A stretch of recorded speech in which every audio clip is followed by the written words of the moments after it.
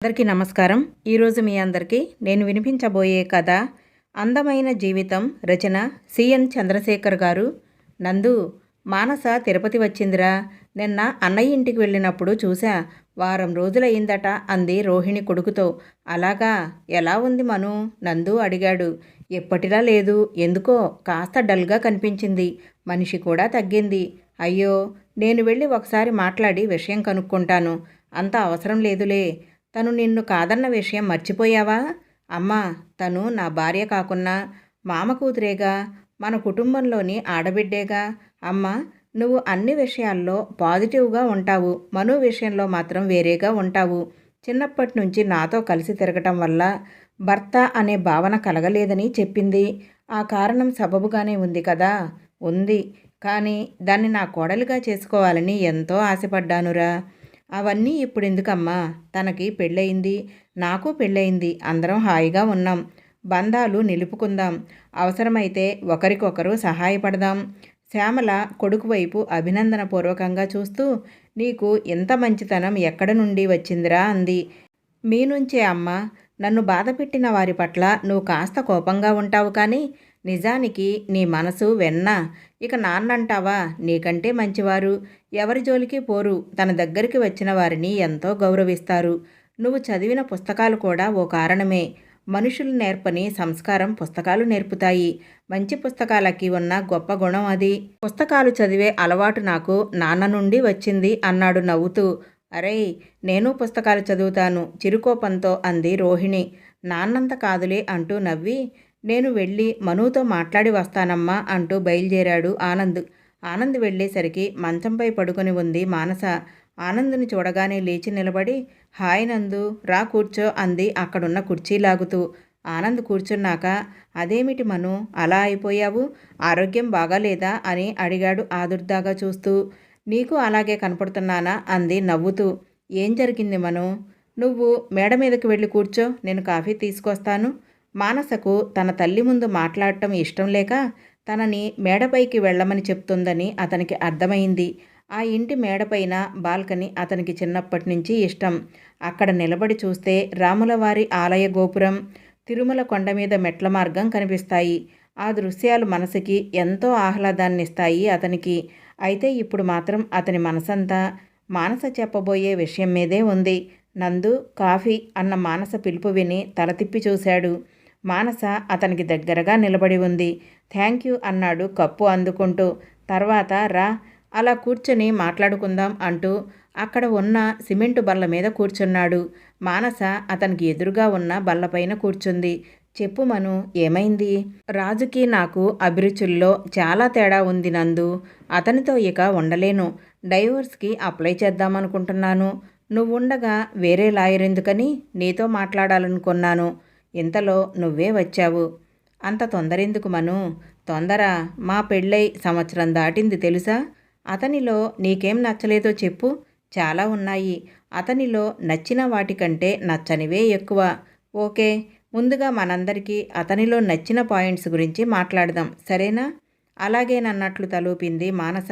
అతను అందగాడు, అవునా? మళ్ళీ తలూపింది మానస.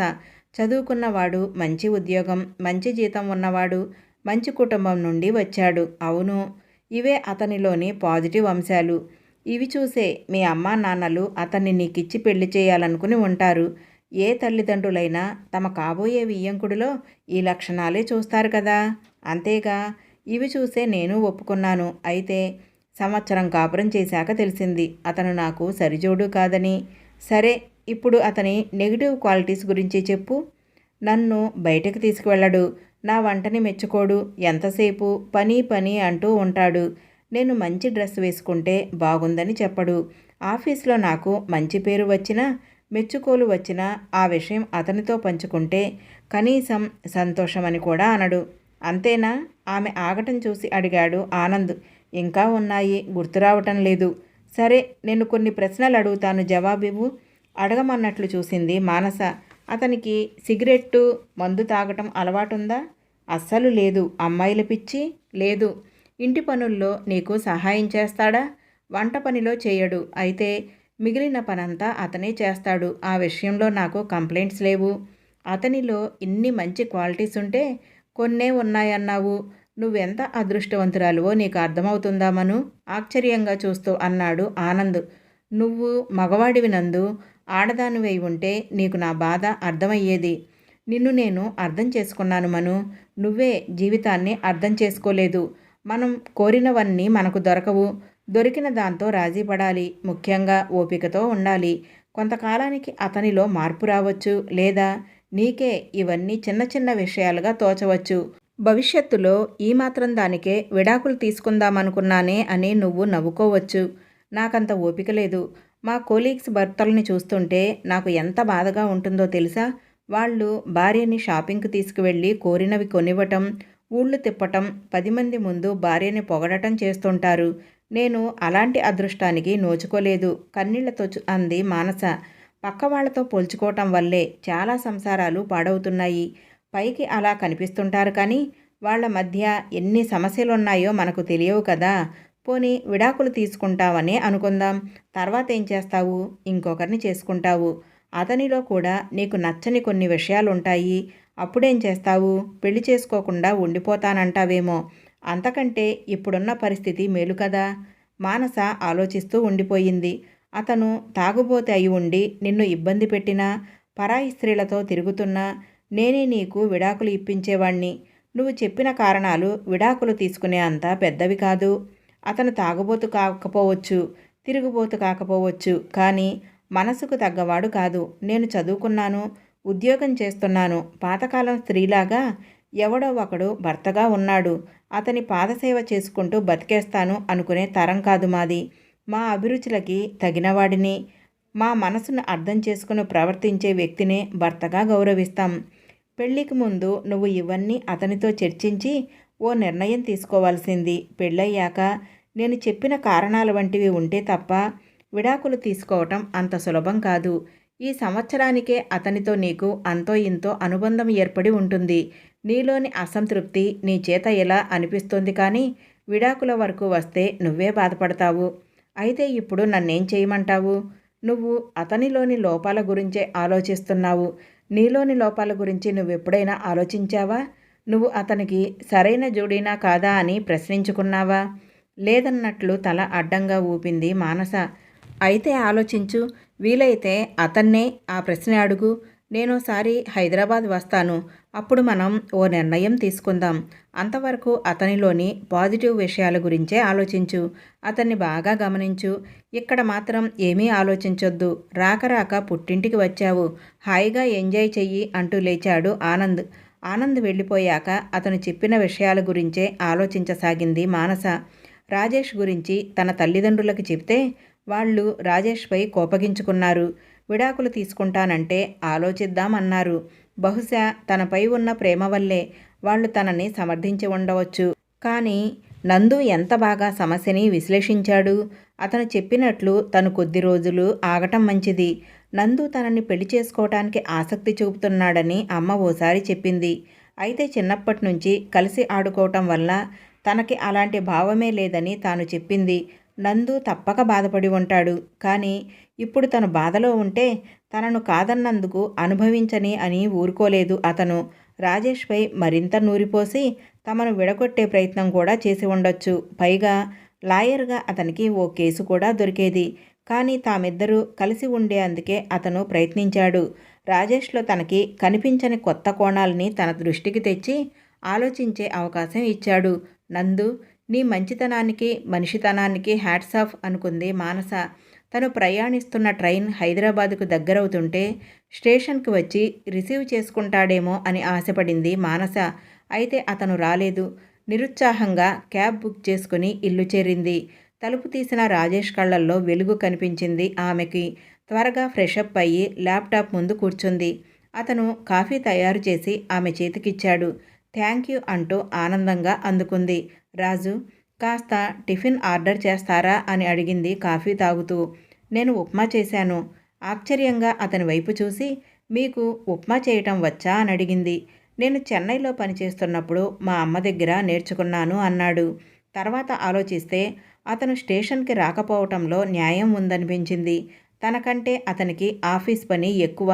తనని రిసీవ్ చేసుకోవాలంటే అతను త్వరగా లేవాలి, అంత దూరం ప్రయాణించాలి, తర్వాత మళ్ళీ తిరుగు ప్రయాణం.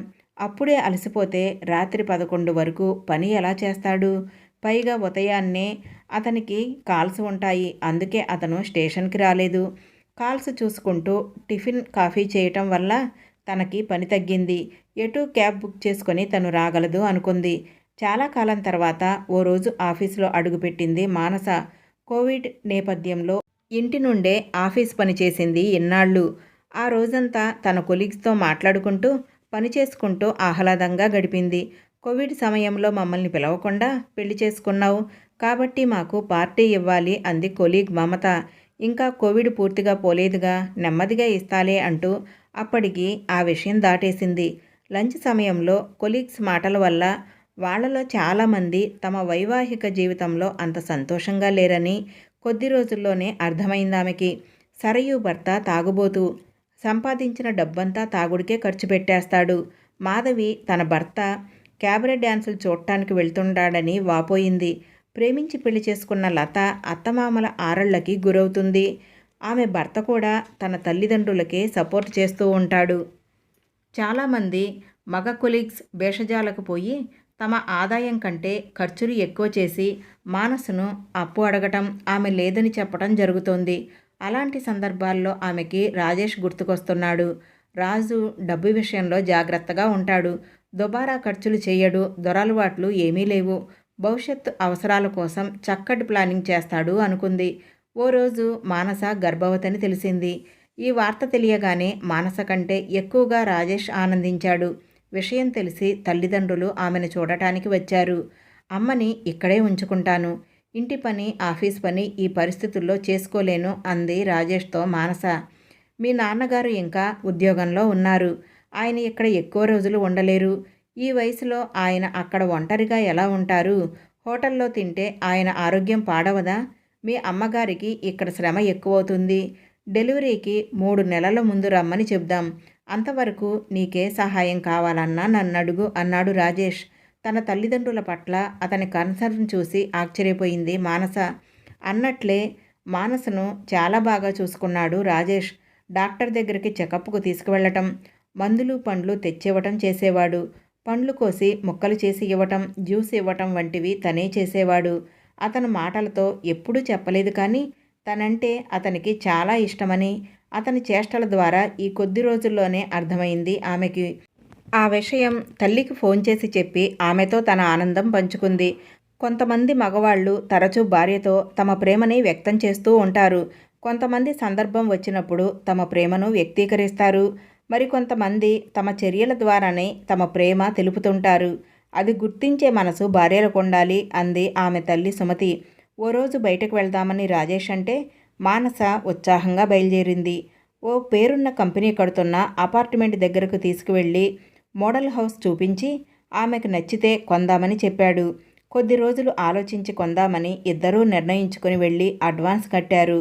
ఆ ఇంటిని తన పేరు మీదే కొంటున్నాడని తెలిసి వారించబోతే రాజేష్ వినలేదు. మరుసటి రోజు మిమ్మల్ని ఓ మాట అడుగుతాను, నిజాయితీగా జవాబు చెప్పాలి అంది మానస రాజేష్తో. అడుగు ఆశ్చర్యంగా ఆమె వైపు చూస్తూ అన్నాడు. నేను మీకు భార్యగా తగినదానినని మీరు భావిస్తున్నారా? నాకు ఇంతవరకు అటువంటి ఆలోచనే రాలేదు. నాకు వివాహ వ్యవస్థ మీద గౌరవం ఉంది. ఒకసారి పెళ్ళి అంటూ జరిగాక ఎదుటి మనిషిలోని లోపాలని వెతకకూడదు. రోజురోజుకు ప్రేమను పెంచుకుంటూ పోవాలి.